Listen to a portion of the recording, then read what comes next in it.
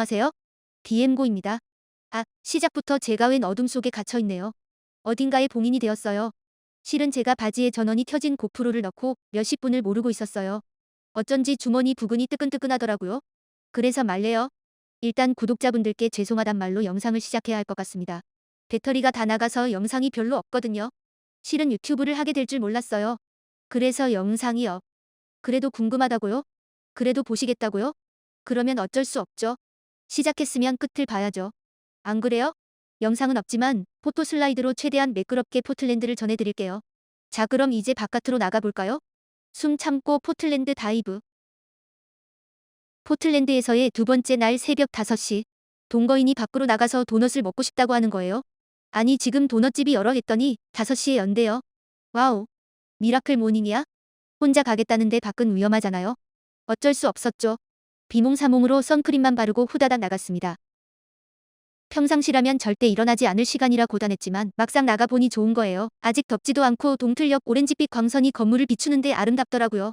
이른 시간이라 홈리스 분들도 다 누워서 주무셨어요. 이른 아침이나 조용한 심야가 좋아요.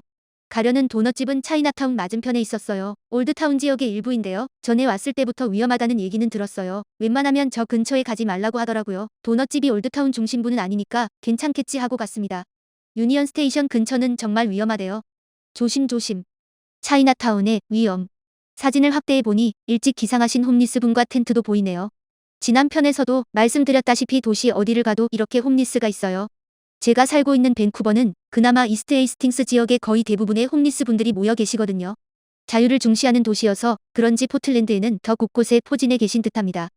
마약 중독 관련해서 많은 사람들이 중독자를 탓하지만 사실 누군가가 작정하고 약물에 의존하게 만들면 어쩔 수 없는 것 같아요.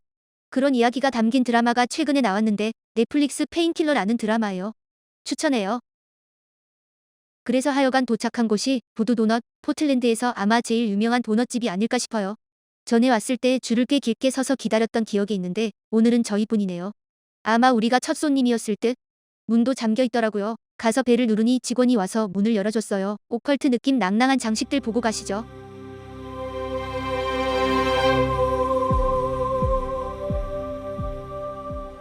그리고 영롱한 도넛의 자태. 디스플레이에 진심인 듯. 컵도 너무 예뻐서 하나 질렀어요.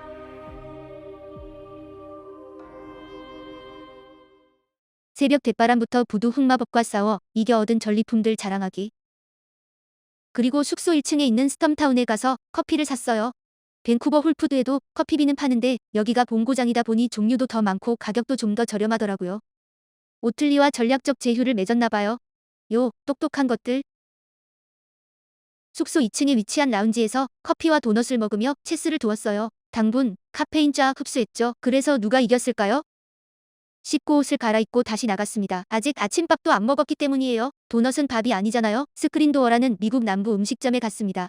채식 실천 중인 동거인은 비트 샐러드와 프로틴 보강을 위한 파우치트 에그를 먹고 저는 와플과 치킨에 메이플 시럽을 뿌려 먹는 메뉴를 시켰습니다. 음료는 수박 주스 같은 거였는데 땡모반보다는 못해요. 미안해요. 10년 전쯤 처음 이 조합의 메뉴를 먹었을 땐 와 이걸 왜 이렇게 먹어? 했었거든요. 근데 이제 이 조합 메뉴도 맛있게 느껴지네요. 입맛은 바뀔 수 있답니다. 파인애플 피자와 민트 초코칩도 언젠간 당신의 최애 메뉴가 될 수 있어요.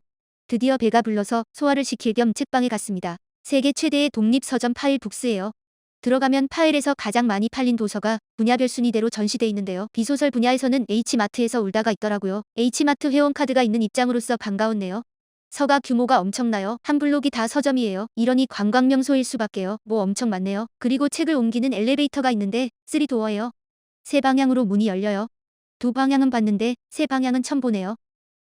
책방에서 나와서는 피톡 맨션을 향해 갔습니다. 미리 예약해놔서 가야만 했어요. 이때부터 너무 더웠어요. 버스를 타고 갔는데 에어컨을 틀어도 버스 내부는 더웠어요. 게다가 피톡 맨션 앞까지 가는 대중교통이 없어서 30분 정도 산길을 걸어갔답니다. 그래서 급격히 휴대폰을 꺼내지 않았습니다. 사진도 안 찍고 영상은 더더욱 안 찍었죠. 모르겠어요. 여기서 뭐 했는지. 바닥 사진만 찍었네요. 그래도 힘겹게 올라가서 내려다본 포틀랜드 시내에는 감흥이 있었는지 사진을 한 장 찍었네요. 제발 다들 우버를 타세요. 점심을 먹으러 룸락이라는 곳에 갔습니다. 굉장했어요. 그 어디에서도 본 적 없는 인테리어였죠. 쌀국수와 짜조가 엄청 맛있었는데 그때 더위 먹어 제정신이 아니었는지 사진을 하나도 안 찍었네요. 저희는 하여간 나중에 포틀랜드에 이것을 또 먹으러 올 계획입니다. 어느 정도인지 아시겠죠? 룩락에서 매우 만족스러운 식사를 한 뒤 우리는 다운타운을 벗어났습니다. 다운타운을 벗어나면 무더위에서도 벗어날 줄 알았거든요. 하지만 그건 나이브한 착각이었을 뿐. 카페에 가서 오후 시간 내내 지내면서 여유를 만끽하려고 했어요. 그래서 강 건너의 허츠커피에 가는 것이 당초 목표였죠. 하지만 그곳에 갔을 때 허츠커피는 문이 굳게 잠겨 있었어요. 왜냐면 그곳은 카페가 아니라 헤드쿼터, 자그마치 본사였기 때문이에요. 문 앞에 얼쩡거리는 우리를 보고 헤드쿼터의 직원이 나와서 커피 마시러 왔냐면서 여기는 카페가 아니니 다른 곳을 찾아가 보라고 했어요. 그때부터 카페 찾기에 몰두했죠. 대학벽 아래서 근처에 정말 개미 새끼 한 마리 없었어요. 너무 덥고 열려있는 가게도 없었죠. 차라리 다운타운에서 표류를 했으면 나았을까요? 거긴 들어갈 상점이 많으니까. 의미 없는 가정을 하며 우리는 어떻게든 카페를 찾아냈어요. 하지만 카페를 찾아 가는 길까지 이글이글 타오르는 지열을 온몸으로 받아가며 걸어가야 했죠. 그것은 나를 병들게 했어요. 어렵사리 찾은 카페는 허니라떼 카페라는 곳이었어요. 커다란 창고를 개조하여 만든 카페였는데 공간이 넓은 것 대비 테이블은 그리 많지 않았고 대부분 장시간 앉아서 공부를 하거나 코딩을 하고 있더라고요. 미국에도 카공족이 많더군요. 더위를 먹어서 그런지 소파에 앉아서 한잠 자고 말았어요. 30분 넘게 잤더라고요. 카페에서 잠이라니 정말 민폐죠. 근데 다들 자기 할 일 하는 분위기라 아무도 저에게 뭐라 하지 않았답니다. 그리고 잠에서 막 깨어나 비몽사몽한 상태의 저는 하소연을 하기 시작합니다. 근데 기온이 너무너무 높아서 나갈 수가 없어요. 여기가 지금 38도, 39도 되고 있어요. 그런데도 더워서 계속해서 물을 마시고 있어요. 나 여행을 온 건지 한정역 체험을 하러 온 건지 모르겠어. 어떻게 이런 곳에 사람이 살 수 있는지 모르겠어.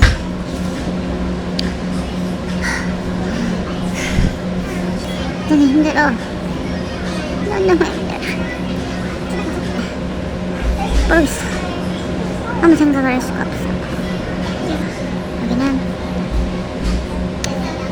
밤에나 다녀야 되고 그냥 도시의 모양을 한 사막이다. 할 말을 쏟아낸 뒤 늦어지기 전에 다시 다운타운으로 돌아갔어요. 포틀랜드에도 트램이 있어서 한번 타봤답니다. 버스보다 조금 돌아가긴 하지만 시원하고 쾌적했어요.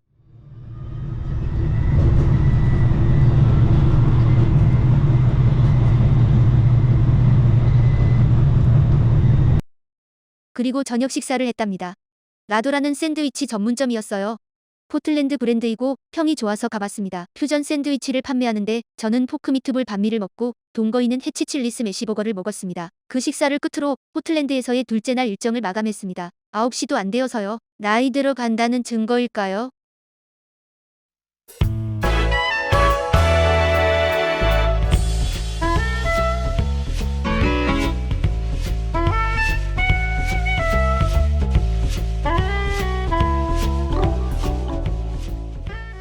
포틀랜드에서의 새 아침이 밝았습니다. 마지막 날이라 그런지 콧노래가 나네요. 이쯤 돼서는 이제 그만 집에 가고 싶었거든요.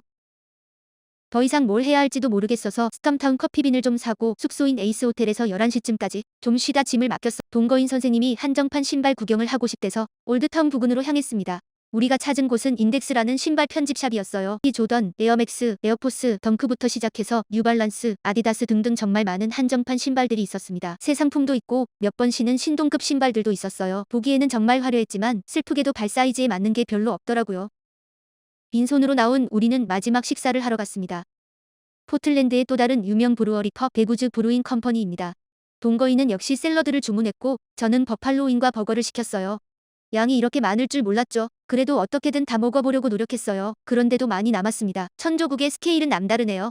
이 식사를 끝으로 포틀랜드 여행은 끝이 났습니다. 포틀랜드에 있는 동안 웬일인지 밴쿠버에 대한 애정이 더 깊어졌네요. 그건 이 여행에서 기대한 바가 아니었는데요. 하하하. 끝까지 봐주셔서 감사합니다. 다음에 또 만나요. 이상 BM4였습니다.